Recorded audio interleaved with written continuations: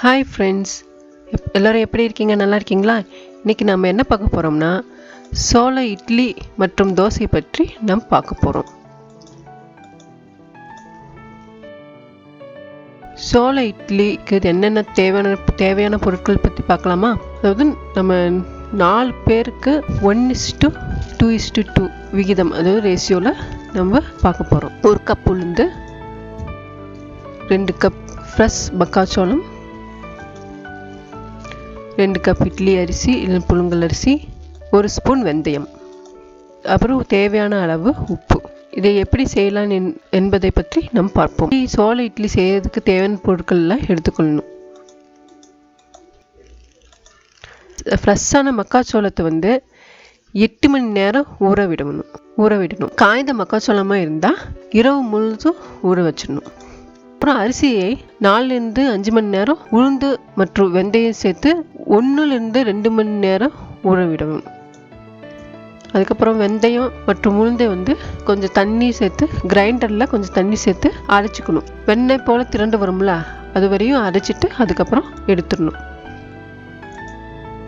அரிசி மற்றும் சோளம் சேர்த்து வெள்ளை ரவை எப்படி இருக்குமோ அந்த பதத்திற்கு அரைச்சிட்டு அதுக்கப்புறம் அந்த உளுந்து கலவை இருக்குதுல்ல, வெந்தயம் உளுந்து போட்டு அரைச்சோம்ல, அதை இதனோட சேர்த்துக்கணும்.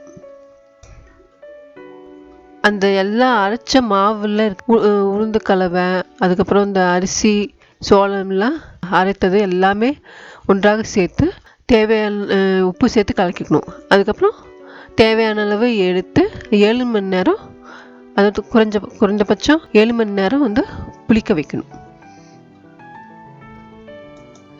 இந்த மாவு புளிச்சதுக்கு அப்புறம் இதை லேசாங்க கலந்து இட்லி தட்டில் போட்டு 10 நிமிடம் வேக வைக்கணும். இப்போ சுவையான இட்லி ரெடி ஆயிடுச்சு. அதே மாவில் கொஞ்சம் தண்ணீர் ஊற்றி கலந்து தோசையாகவும் வைக்கலாம். அவ்வளோதான், ஃப்ரெஷ்ஷான சோள இட்லி தோசை ரெடி. இது குழந்தைகளுக்கு கொடுங்க, குழந்தைகள் விரும்பி சாப்பிடுவாங்க. அடுத்தது ஒரு ஹாட் டிப்ஸ் பார்க்கலாம். ஹாட் டிப்ஸில் நம்ம என்ன பார்க்க போகிறோம்னா கருப்பு எள் பற்றி பார்க்க போகிறோம். அது ஊட்டச்சத்து மற்றும் அதனுடைய என்னென்ன பெனிஃபிட்ஸ், நன்மைகள் இருக்குது, அதை பற்றி பார்க்க போகிறோம். கருப்பு எள்ளில் புரதம், அதாவது புரோட்டீன், ஆரோக்கியமான கொழுப்புகள், நார்ச்சத்து, வைட்டமின்கள், தாதுக்கள், அதாவது மினரல்ஸ், இரும்பு, மெக்னீசியம் போன்ற நிறைய துத்தநாகம், அதாவது நிறைய மினரல்ஸ்லாம் இதில் இருக்குது.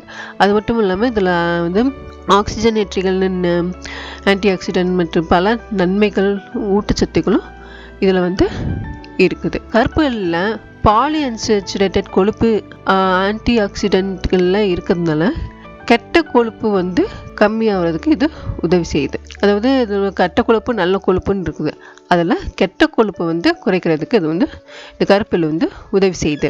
கருப்பு எள்ளில் கால்சியம் இருக்கிறதுனால எலும்புகள் ஸ்ட்ராங்காகிறதுக்கு இது உதவி செய்யுது. அது மட்டும் இல்லாமல் இதில் ஆஸ்டியோபோரோசிஸ் எலும்பு சம்மந்தமான நோயின்னு சொல்லுவாங்க. இந்த ஆஸ்டியோபோரோசிஸ் வராமல் இது தடுக்குது. இதில் வைட்டமின்கள் மற்றும் துத்தநாகங்கள்னா மினரல்ஸ், அப்புறம் ஆன்டி ஆக்சிடென்ட்லாம் இருக்கிறதுனால நோய் எதிர்ப்பு அதாவது ஸ்ட்ராங்காக ஆகிறதுக்கு உதவி செய்யுது. இதுவரையில் நம்ம என்ன பார்த்தோம்? சோள இட்லி மற்றும் தோசை பற்றி பார்த்தோம், அதை எப்படி செய்கிறது பற்றி பார்த்தோம், ஹாட் டிப்ஸ் பார்த்தோம். அடுத்த வீடியோவில் ஒரு புதிய உணவு செயல்முறை பற்றி பார்ப்போம். This video is sponsored by mood e shopping app. இது புதுசாக லான்ச் ஆகிருக்கிற ஒரு வெப்சைட். இதில் புது ஆஃபர்ஸ்லாம் கொடுத்துட்ருக்காங்க. நீங்களும் ட்ரை பண்ணி பாருங்கள். இதோட லிங்க் கீழே டிஸ்கிரிப்ஷனில் கொடுத்துருக்கேன், பார்த்து தெரிஞ்சுக்கோங்க. இந்த வீடியோ உங்களுக்கு பிடித்திருந்தால் லைக் பண்ணுங்கள், ஷேர் பண்ணுங்கள், கமெண்ட் பண்ணுங்கள், சப்ஸ்கிரைப் பண்ணுங்கள். தேங்க்ஸ் ஃபார் வாட்சிங்.